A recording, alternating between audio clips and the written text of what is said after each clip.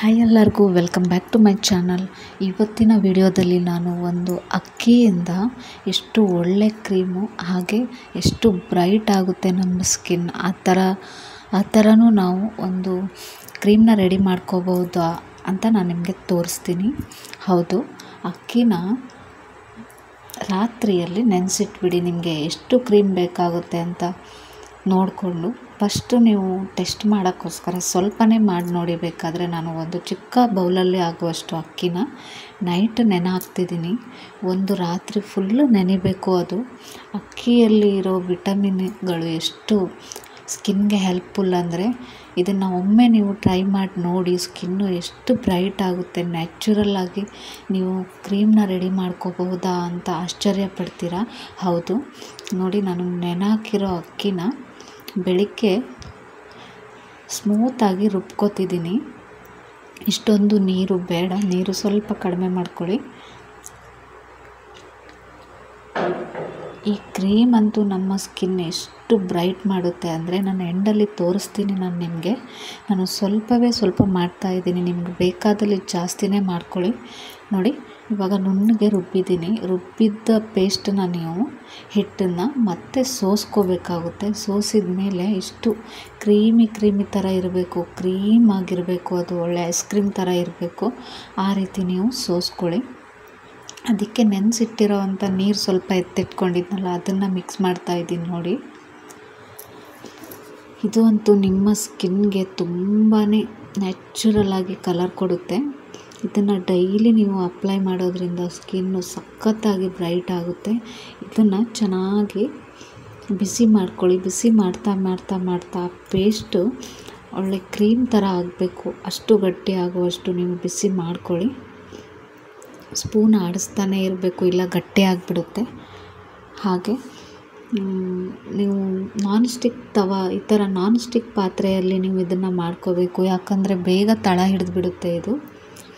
ಅದಕ್ಕೋಸ್ಕರ ಸೀದೋಗಲ್ಲ ಅಲ್ವಾ ಅಂಥ ಇದರಲ್ಲಿ ನೀವು ಬಿಸಿ ಮಾಡ್ಕೊಳ್ಳಿ. ನೋಡಿ, ರೆಡಿ ಆಗಿದೆ. ಇವಾಗ ಇದನ್ನು ಸ್ವಲ್ಪ ಆರ ತನಕನೂ ನೀವು ಚೆನ್ನಾಗಿ ಮಿಕ್ಸ್ ಮಾಡ್ತಾ ಇರಬೇಕು. ಇದಕ್ಕೆ ನಿಮಗೆ ಬೇಕು ಅಂದರೆ ಅಲೋವೆರಾ ಜೆಲ್ ಕೂಡ ಮಿಕ್ಸ್ ಮಾಡ್ಕೋಬೋದು, ಗ್ಲಿಸರಿನ್ ಮಿಕ್ಸ್ ಮಾಡ್ಕೋಬೋದು. ನಾನು ಜಸ್ಟು ಅಕ್ಕಿಯಿಂದ ಯಾವ ರೀತಿ ಕ್ರೀಮ್ ರೆಡಿ ಮಾಡ್ಕೋಬೋದು ಅಷ್ಟನ್ನೇ ತೋರಿಸ್ತಾ ಇದ್ದೀನಿ. ಇದನ್ನು ನೀವು ಸ್ಟೋರ್ ಮಾಡಿಟ್ಕೊಂಡು, ನಾನು ಒಂದ್ಸಲ ಹಚ್ಚೋಕ್ಕಷ್ಟೇ ಮಾಡಿದ್ದೀನಿ. ಇದನ್ನು ಬೆಳಿಗ್ಗೆ ಟೈಮ್ ಹಚ್ಚಿ ಅದು ಡ್ರೈ ಆಗಿದ ಮೇಲೆ ವಾಶ್ ಮಾಡ್ಕೋಬೋದು ನೀವು. ಸ್ಕಿನ್ಗೆ ಇದನ್ನು ಅಪ್ಲೈ ಮಾಡ್ತಾ ನಿಮ್ಮ ಸ್ಕಿನ್ನು ಎಷ್ಟೇ ಕಪ್ಪಗಿದ್ರೂ ವೈಟ್ ಆಗ್ತಾ ಬರುತ್ತೆ. ನೋಡಿ, ಇವಾಗ ರೆಡಿ ಆಗಿದೆ. ನಾನು ಫುಲ್ ಬಾಡಿಗೆ ಅಪ್ಲೈ ಮಾಡ್ತಾಯಿದ್ದೀನಿ.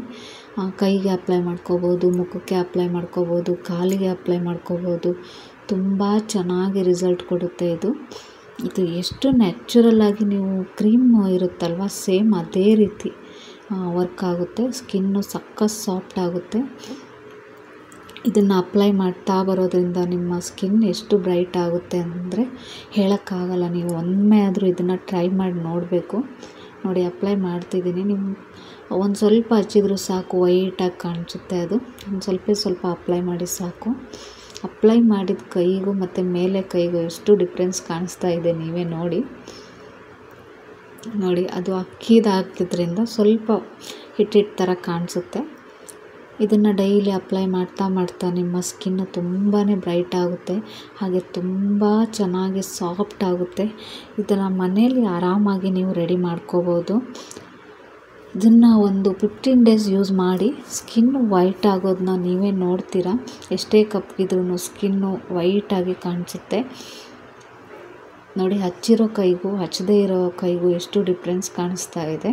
ಡೈಲಿ ಆ ಲೋಷನ್ ಈ ಲೋಷನ್ ಹಚ್ಚೋದಕ್ಕಿಂತ ಈ ರೀತಿ ಮನೆಯಲ್ಲೇ ನೀವು ರೆಡಿ ಮಾಡಿಕೊಂಡು ಅಪ್ಲೈ ಮಾಡ್ಬೋದು.